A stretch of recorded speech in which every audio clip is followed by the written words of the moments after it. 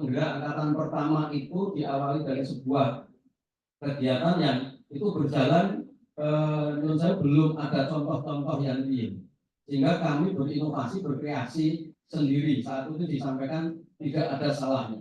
Makanya ini nanti sharing. Perkembangan sekarang ini sudah ada contoh-contoh yang sudah berkembang, yang sudah mengalami apa istilahnya pengembangan di kurikulum.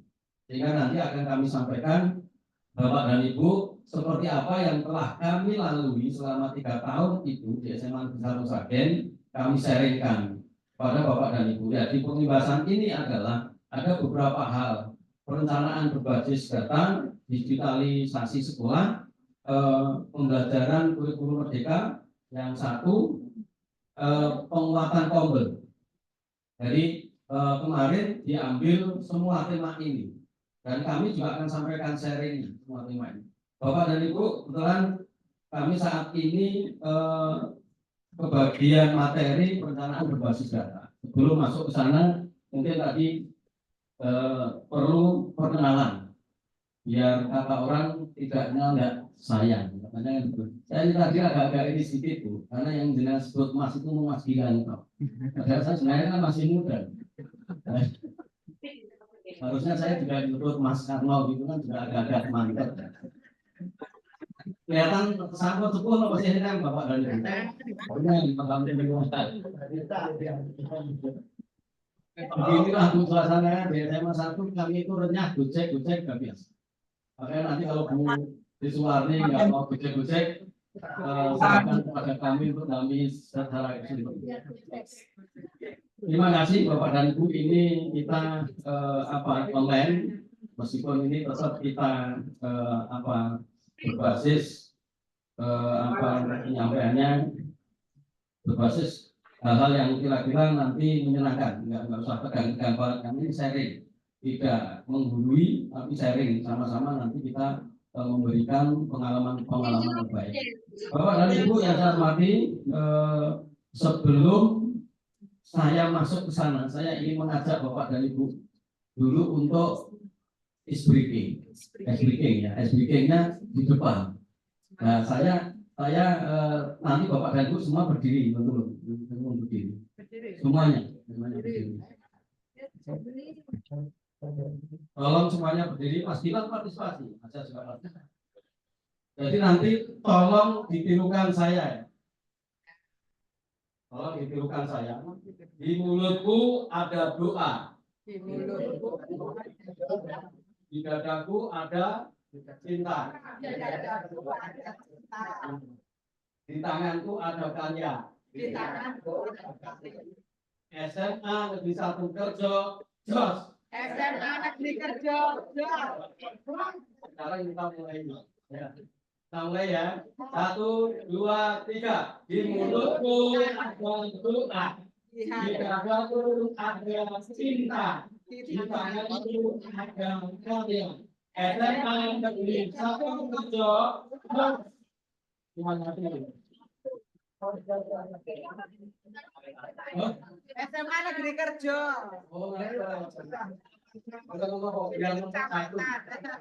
Biar nomor satu. Saya itu nggak apa-apa, depannya biar nomor satu. Saya belum apa. Bukan nomor satu nanti. Tapi ya Bapak dan Ibu, itu hanya bagian dari gel-gel atau slogan sekolah, atau bagian dari branding. Nggak apa-apa, nanti itu penting. Ini sudah ada brandingnya Bu. Apa? Smart.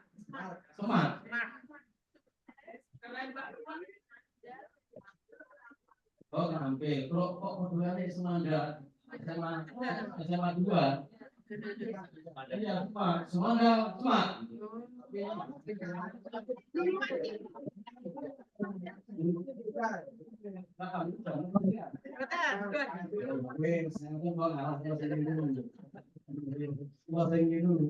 apa-apa. Kita buka Bu. Masuk deh. Yang ngapunten ini kita awal-awal sudah press dulu, pokoknya sudah hujan dulu. Nah, SMA terus. Oh, ya Bapak. Langsung. Nih, Bapak dan Ibu, sebelumnya saya dulu. Nama saya sebut, saya alamat di Perumahan Kelurahan Indah, Colomadu Karanganyar. Aturan Pilarang. Saya dengan sama-sama warga Karanganyar. Yang saya udah kaget lupa sebut.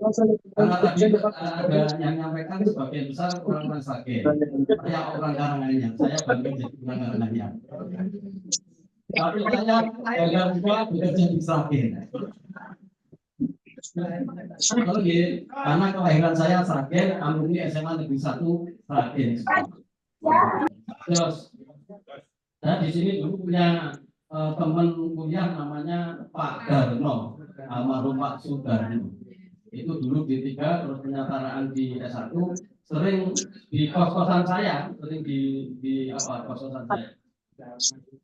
Oleh yang saya tadi pengen, tapi nggak tahu kalau kabarnya dari situ.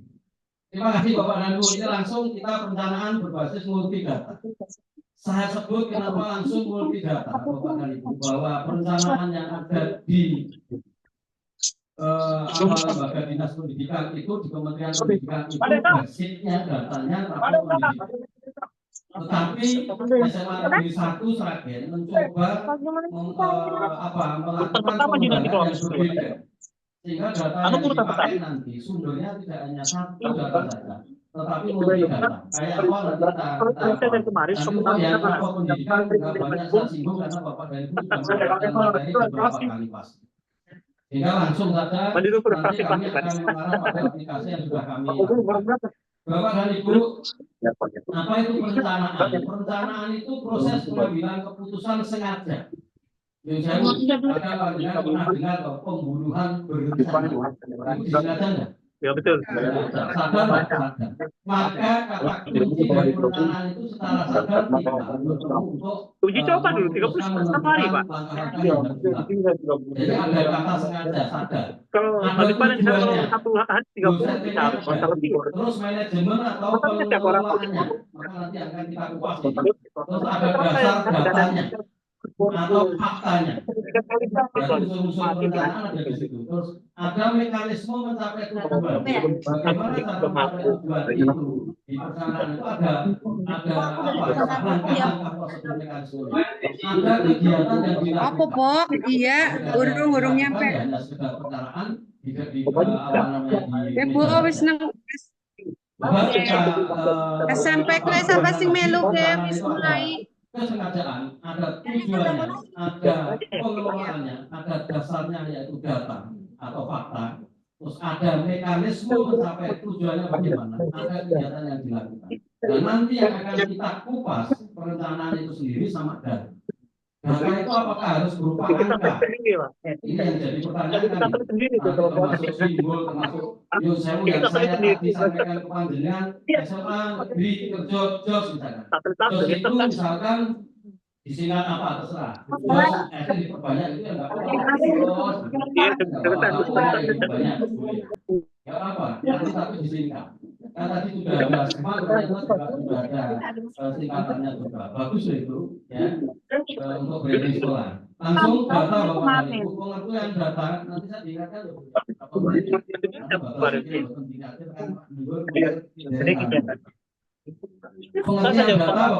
Ibu. Di situ ada kita oh, bisa saya berarti itu tadi itu mungkin atau penelitian. Iya sudah. Biasanya dalam lagi Zoom webinar atau gambar dan dapat diolah serta dianalisis untuk mendapatkan pemahaman atau pengetahuan lebih lanjut. Artinya apa? Data itu seluruh informasi fakta itu bisa hasil pengamatan atau penelitian. Ternyata masih ada tidak terlayani sekarang misalnya tahu banyak mungkin lebih sini itu boleh juga dijadikan sebagai data simbol dijadikan sebagai data boleh karena itu nanti akan menjadi tolak ukur dalam pencapaian tujuan. Terus manfaat dan fungsi data acuan kegiatan sumber dasar perencanaan berarti ada hubungannya. tadi kan udah palokan aku silih formulir kan ikuti sana. Juga sebagai dasar perencanaan, dasar untuk Kalau membuat itu yang kemarin, aku perusahaan pertama belum dan ada. juga sebagai Pakai adet? bahan untuk Bapak ada. evaluasi. Terus jenis-jenis data dan contohnya, data berdasarkan cara mendapatkannya, data primer, Untuk data kan sekunder. mata pelayanannya untuk sudah selesai, Tidak akan sudah selesai banyak hal. Berdasarkan cara mendapatkannya, Iya, sudah berarti berapa? ada data primer dan data sekunder. Artinya apa? Data primer itu data yang Pakai hati, langsung didapatkan dalam pengamatan atau Tetapi kalau data sekunder adalah data yang tersaji ada yang sudah dilakukan oleh data data. Ini Hondanya ya, samperin Hondanya. Berdasarkan data berdasarkan sumber nanti data berdasarkan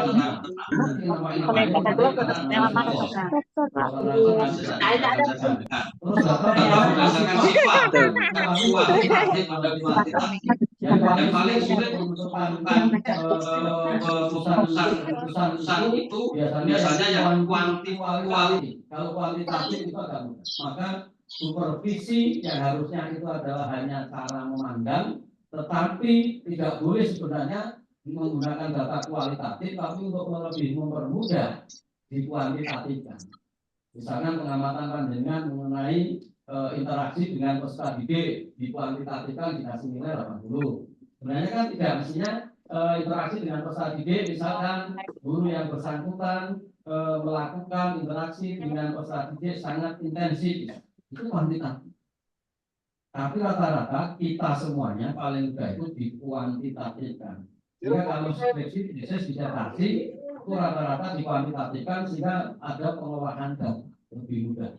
Nah, monggo nanti SMA 1 juga bisa memodifikasi ke arah sana, termasuk di dalam sistem asesmen. Panjenengan bisa saja nanti menggunakan data-data yang sifatnya dikuantitatifkan, rubrik dikuantitatifkan. Nanti akan disampaikan oleh tim yang lain. Terus data berdasarkan waktu pengumpulannya, bisa wawancara, bisa pengamatan, bisa menggunakan kuesioner, bisa pemanfaatan rapor pendidikan. Nah, di sini nanti kita akan membahas masalah pemanfaatan rapor pendidikan, tapi sekilas.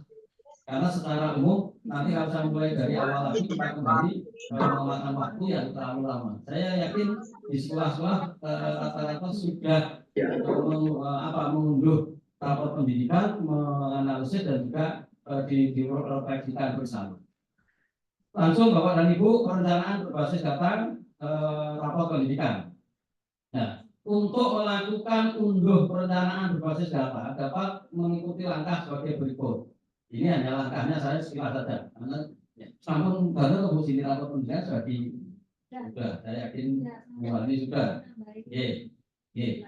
Masuk sebagai satuan dinas pendidikan pada halaman rapor pendidikan Kemendikbud.go.id. Terus setelah berhasil login, pilih menu unduh. Dilanjutkan dengan memilih tahun, laporan, lalu klik unduh rapor pendidikan. Setelah file berhasil diunduh, satuan pendidikan akan mendapatkan lembar dengan detail laporan dari rapor pendidikan satuan pendidikan masing-masing. Antara lain isinya apa? Laporan rapor, panduan membaca perencanaan berbasis data. Komponen data. Nanti tinggal unduh, saya yakin sudah punya semuanya rapor pendidikannya semua ini. Terus prioritas rekomendasi, di sana sudah ada prioritas yang harus direkomendasikan untuk dilakukan rencana tindak lanjut.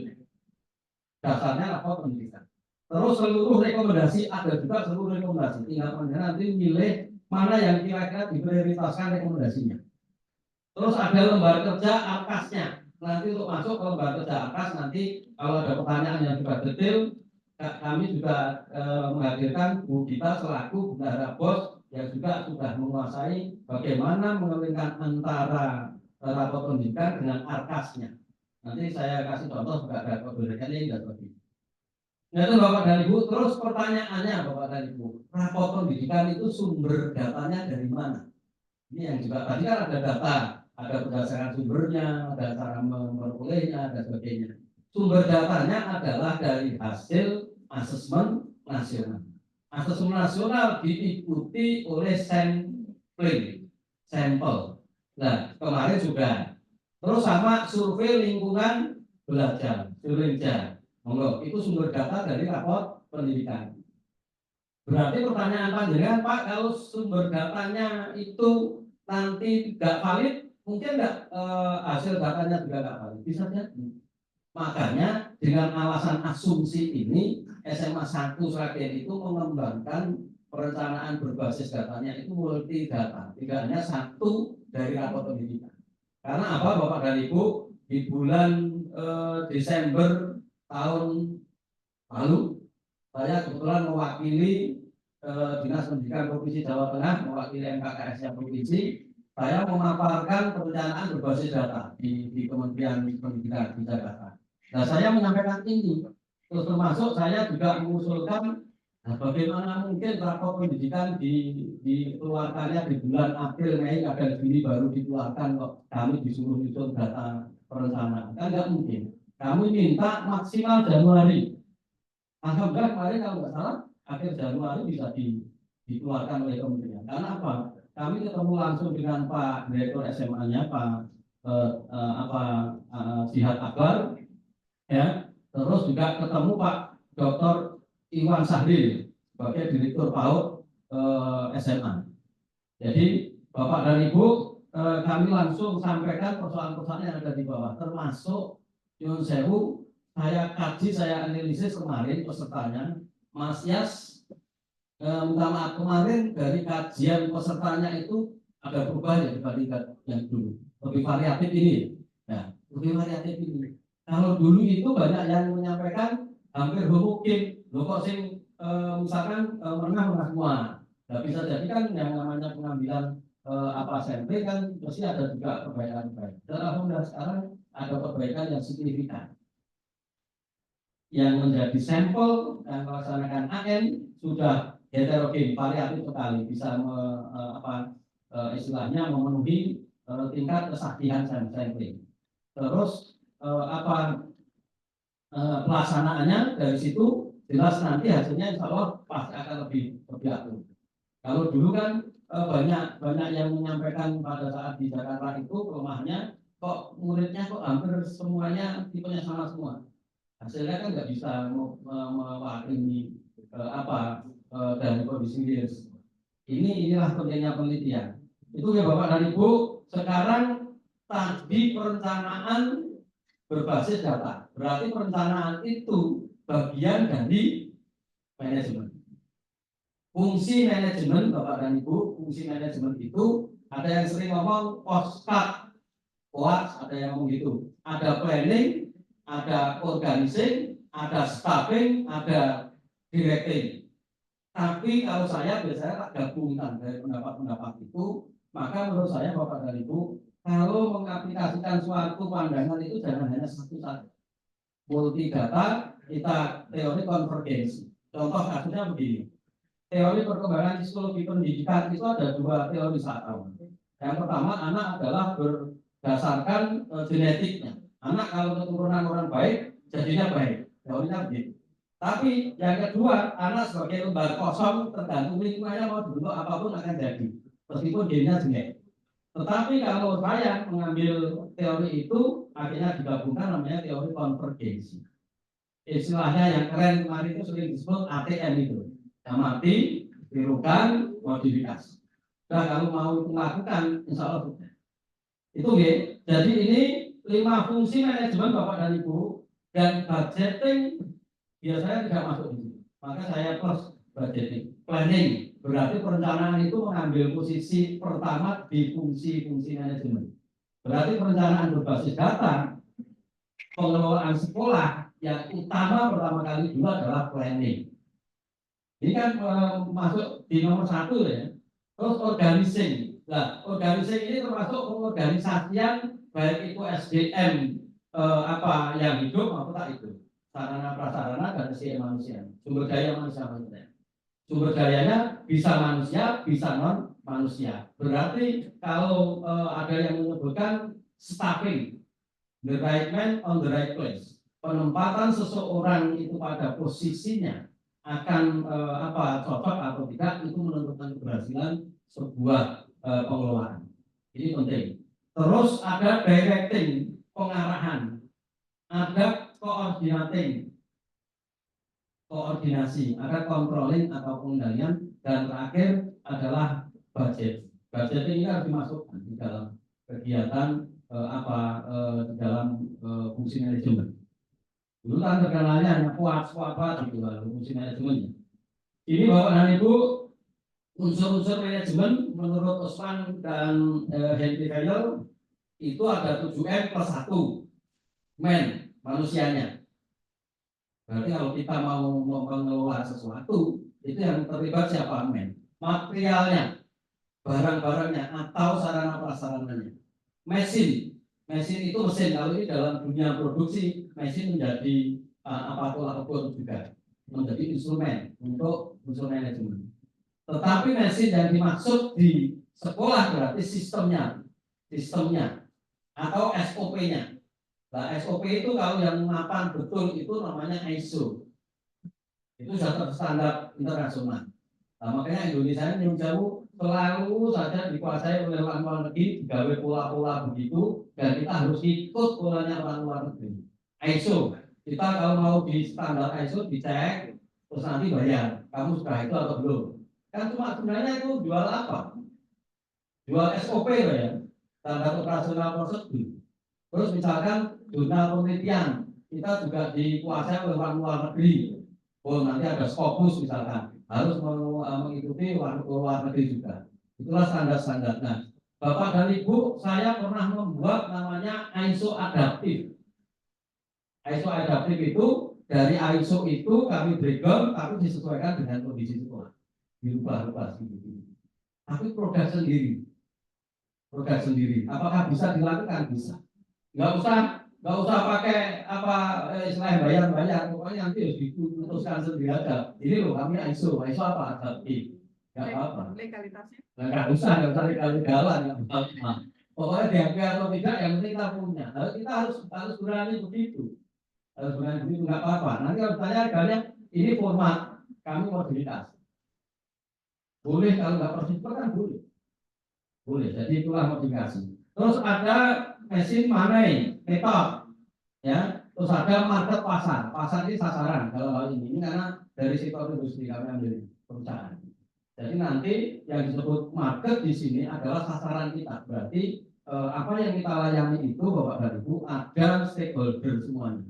Ada peserta didik paling awal, perusahaan ada Bapak Ibu guru, karyawan, perusahaan ada orang tua. Stakeholder itu mungkin jejaring, ya jejaring itu bisa dunia industri dan sebagainya, ada komite sekolah dan sebagainya, itu adalah market. Jadi ada minutes itu adalah waktu dan information ini yang paling penting Bapak dan Ibu. Informasi ini penting sekali. Kenapa? Saat ini orang yang sukses ini adalah orang yang menguasai informasi. Makanya anak-anak penting diajak untuk literasi dan numerasi. Literasi itu adalah informasi, numerasi itu adalah alat pengolahnya, angka-angka itu. Jadi untuk menerjemahkan perencanaan berbasis data tadi akhirnya numerasi. Nah, sekarang standar itu menjadi standar tolak ukurnya internasional, namanya PISA. Program International Student Assessment. Nah, itu kan distandarkan. Apa standarnya PISA itu yang dipakai tesnya adalah literasi dan numerasi. Nah, Indonesia ini peringkatnya masih di bawah 3 PAUD dari bawah. Dari kalau nggak salah itu perubahan dari tahun berubah. Nah, ternyata kemampuan literasi orang Indonesia itu masih rendah. Orang membaca hanya membaca, tetapi tidak ngerti maksudnya. Maka itu bisa dilakukan. Misalkan kita itu kan mendapatkan informasi itu kan bisa melalui beberapa indera Bapak dan Ibu. Ada telinga, ada mata yang paling jelas. Kalau lidah, perusahaan pembawaan itu beda. Nanti kan itu hanya ilustrasi kita. Tapi kalau yang namanya mata melihat, telinga mendengarkan, itu melalui proses belajar diindahkan di pikiran. Kira-kira itu Bapak dan Ibu. Terus lanjut visi SMA Negeri 1 Sragen. Nah, visinya nanti nyuwun tulung ini kemarin sudah kami rubah, tapi belum dimodifikasi lagi, yang lebih disepakati yang lebih mantap. Ini contoh visi harus pandangan penggal-penggal kira-kira substansinya apa saja. Terwujudnya generasi unggul, berarti generasi unggul itu instrumennya apa saja. Kalau sudah instrumennya ada, nanti diwujudkan untuk cara mewujudkannya melalui misi. Kata berkarakter profil pelajar Pancasila jelas. Pun di sana ada profil pelajar Pancasila kan jelas. Makanya cara mewujudkan bagaimana di misinya yang akan dilakukan. Terus adaptif itu berarti bisa menyesuaikan diri. Itu apa saja? Karena kalau sekarang ada perubahan zaman milenial, anak-anak ya harus cara pendekatannya milenial. Makanya kemarin ada sekolah di Pangasuti.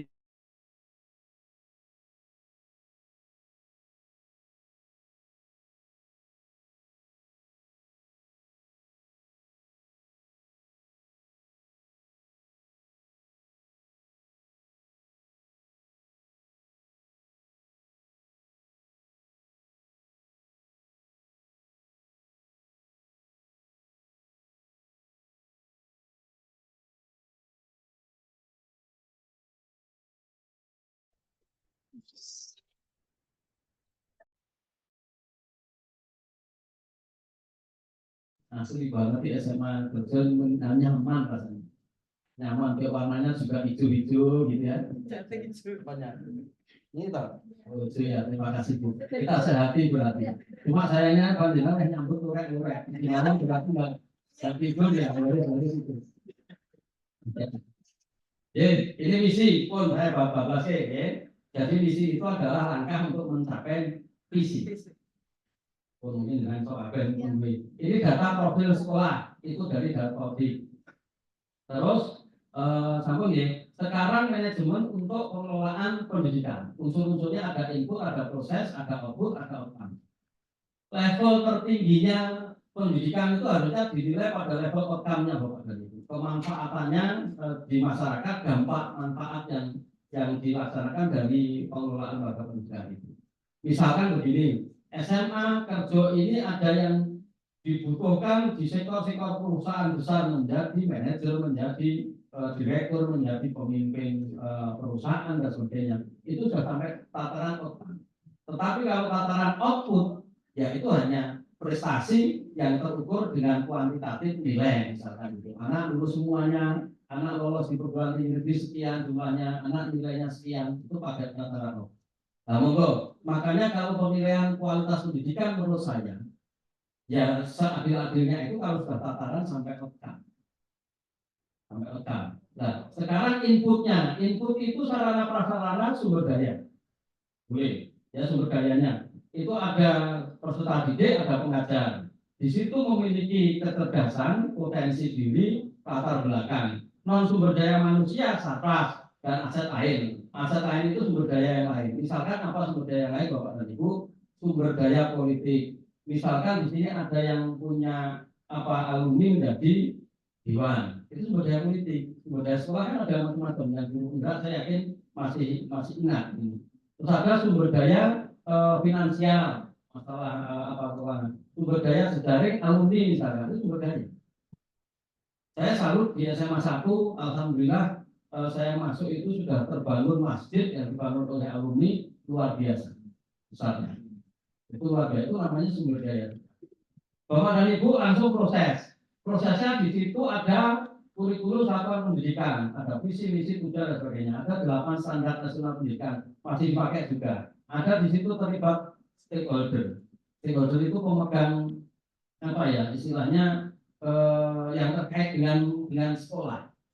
Apapun yang terkait disebut stakeholder. Terus ada outputnya nanti prestasi siswa, guru dan sebagainya, prestasi sekolah dan sebagainya, akreditasi, sertifikasi sekolah. Sertifikasi sekolah itu misalkan ada akreditasinya A, terus ada dilihatannya mandiri, itu prestasi sekolah. Terus kejuaraan yang itu sekolah. Alhamdulillah minggu kemarin kami juara nasional di Gala Kreasi Video Gerakan Sekolah Sehat. Di kementerian kami mendapatkan piala kejuaraannya.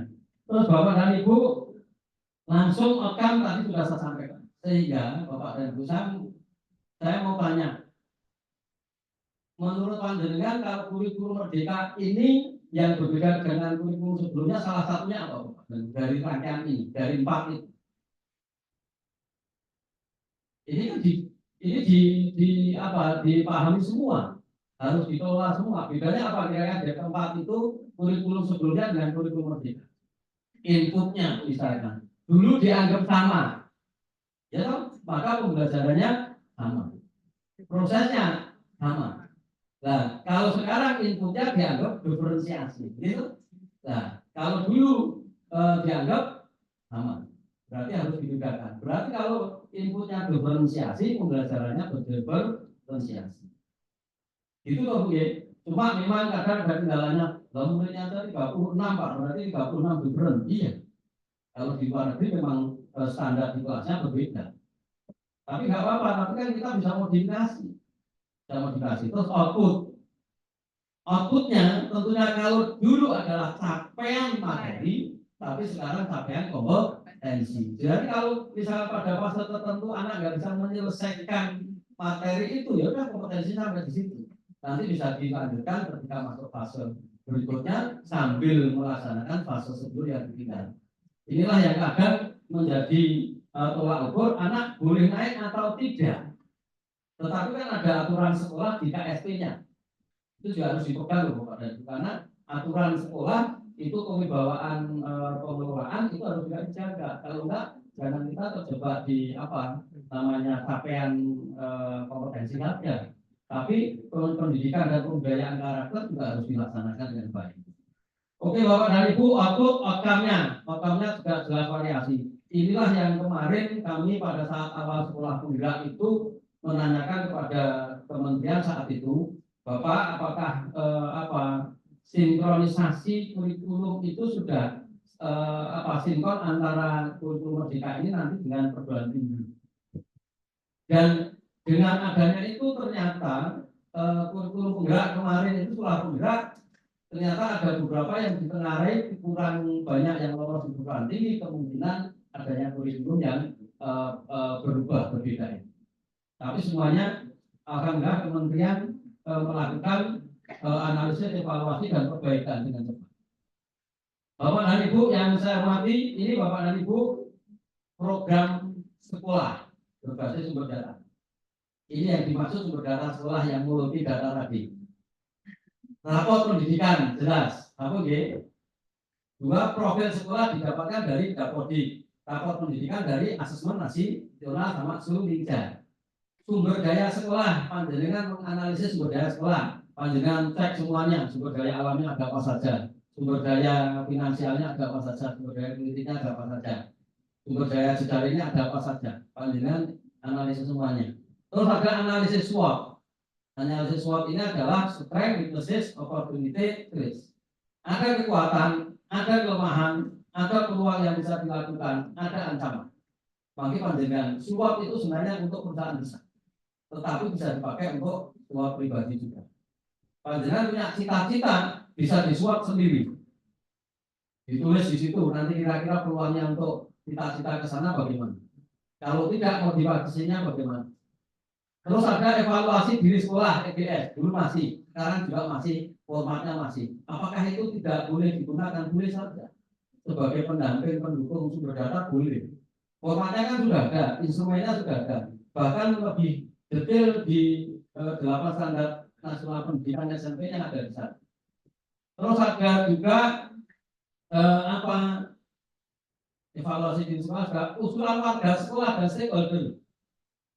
Tolong Bapak dan Ibu, mungkin juga saran saya kepada mitra saya Pak Sekolah Bu Ani, untuk usulan warga sekolah ini menjadi juga bahan acuan di dalam perencanaan berbasis data. Misalkan panjenengan buat form usulan, mengadakan refleksi bersama, misalnya ada form, meskipun belum efektif nggak apa-apa, sehingga nanti besok kalau ditanya, paling usul apapun juga nggak dilaksanakan. Nah untuk jawab itu, nenek ngomong gitu, kamu udah belum? Jawab ini berarti laporan semuanya. Ya itu pentingnya, bisa pakai form bisa. Terus ada kegiatan PMO, Project Management Office di SMA 1 sudah diterapkan. PMO 1 menyarankan segera dilakukan diklat pendidikan inklusi.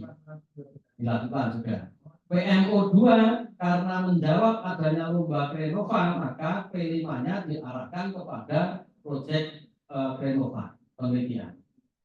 Dan ada hasilnya, ada hasil. Cuma kami belum bisa merangkum berbagai. Tapi kami melakukan kadang ekonsito iso, tapi cuma tertulisnya ada yang sudah ditulis saja.